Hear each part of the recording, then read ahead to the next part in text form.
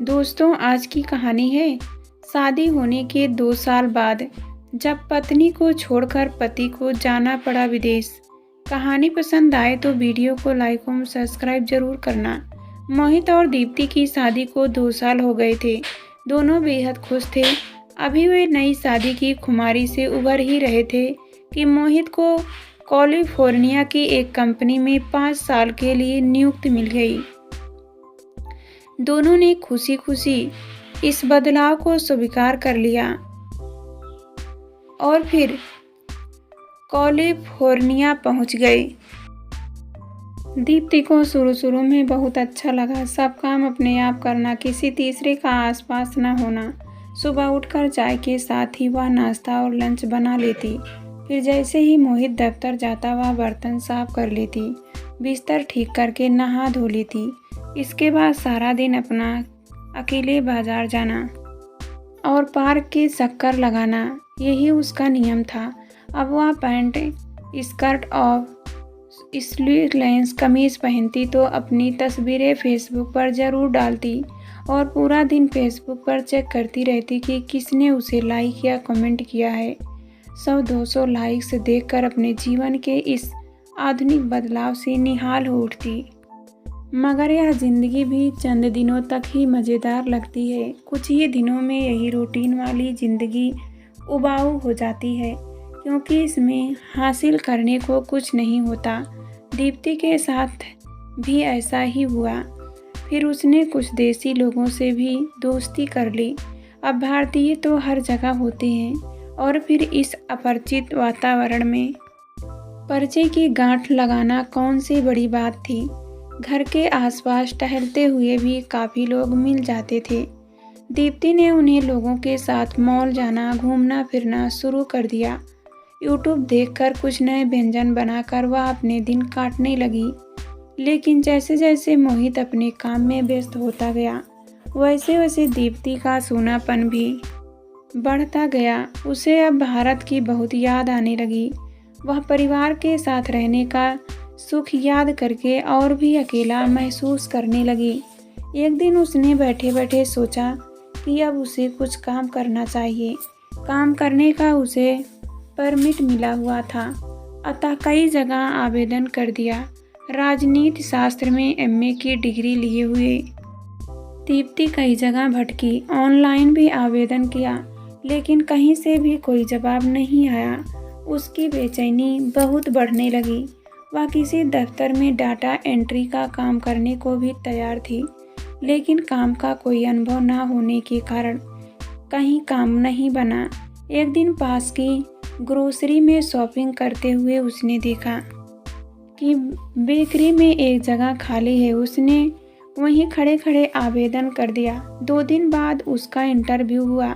English उसकी बहुत अच्छी नहीं थी, बस काम चलाऊ थी, लेकिन उसका इंटरव्यू ठीक ठाक हुआ, क्योंकि उसमें बोलना कम और सुनना अधिक है। बेकरी के मैनेजर ने कहा, तुम यहाँ काम कर सकती हो, लेकिन बेकरी में काम करने के लिए नाक की लौंग और मंगलसूत्र उतारना पड़ेगा, क्योंकि साफ सफाई के नज़रिए से यह बहुत ज़रूरी है।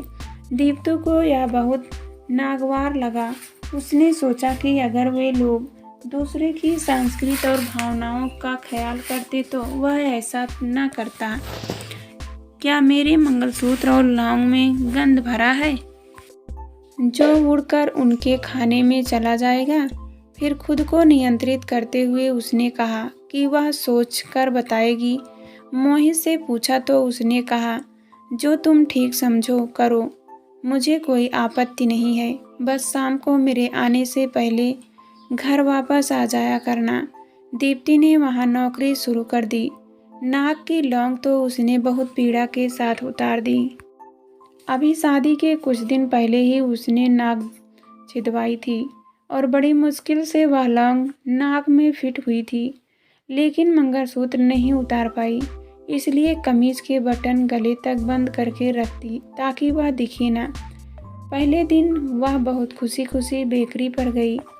वहां जाकर उसने बेकरी का एप्रन पहन लिया मैनेजर ने पूछा, क्या पहले कभी काम किया है? नहीं, लेकिन मैं कोई भी काम कर सकती हूँ। मैनेजर ने हंसते हुए कहा, ठीक है, अभी सिर्फ देखो और काम समझो, कुछ दिन सिर्फ बर्तन ही धो। दीप्ति ने देखा बड़ी बड़ी ट्रे धोने के लिए रखी थी।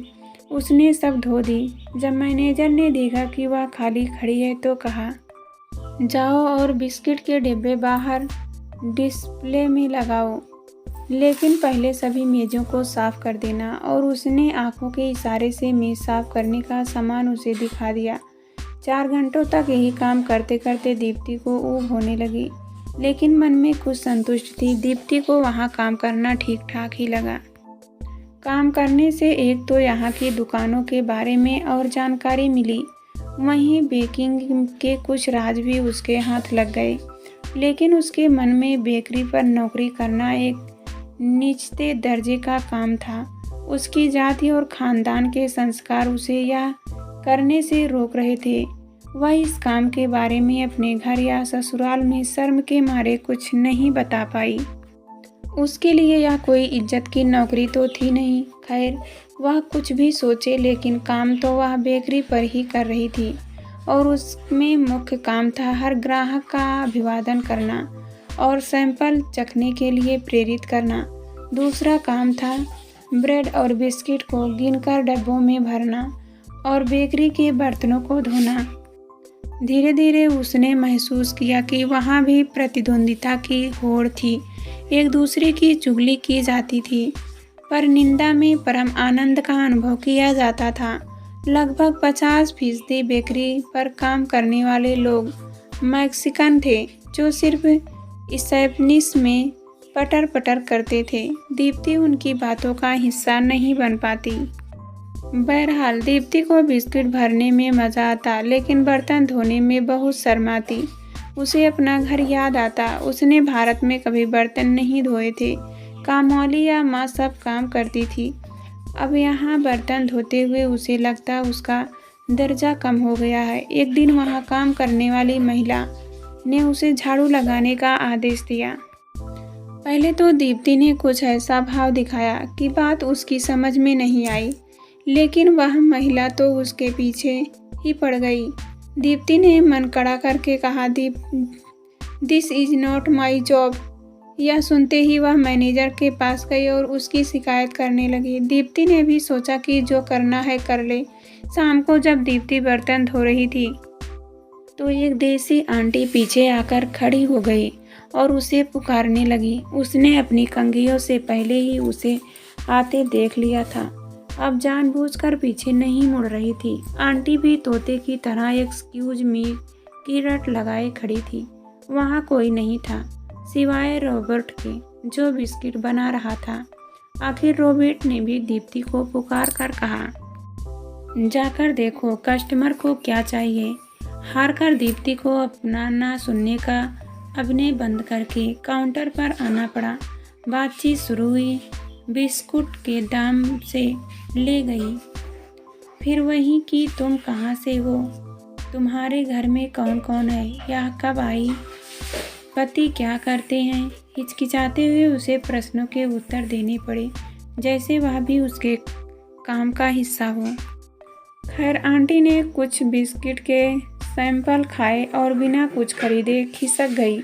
अभी दीप्ति आंटी के सवालों और जवाबों के उभरी ही थी कि बेकरी का फ़ोन घनघना उठा। रिसीवर उसी का उठाना पड़ा। फ़ोन पर लग रहा था कि कोई बूढ़ी महिला केक का ऑर्डर देना चाह रही थी।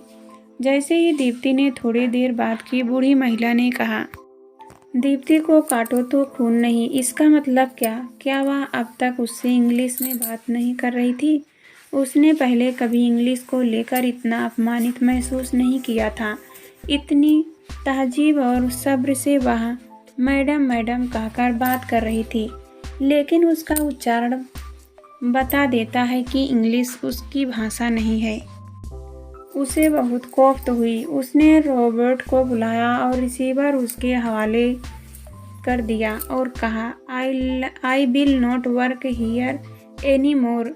इसके बाद दंदनाती हुई वह अपना बेकरी का एप्रन उतार कर समय से पहले ही बेकरी से बाहर निकल आई अगर वह ना जाती तो उसकी आंखों के आंसू वहीं छलछला पड़ते। घर जाकर दीप्ति खूब रोई। पति के सामने अपना गुबार निकाला। पति ने प्यार से उसके सिर पर हाथ फेरते हुए कहा, बस इतने में ही डर गई। अरे अपनी भाषा का हम ही आदर नहीं करते, लेकिन अन्य लोग तो अपनी भाषा ही पसंद करते हैं। और वह भी सही उच्चारण के साथ। मोहित की बातों का दीप्ति पर असर हुआ कि अगले दिन वह समय पर अपना एप्रेन पहनकर बेकरी के काम में लग गई, जैसे कुछ हुआ ही ना हो।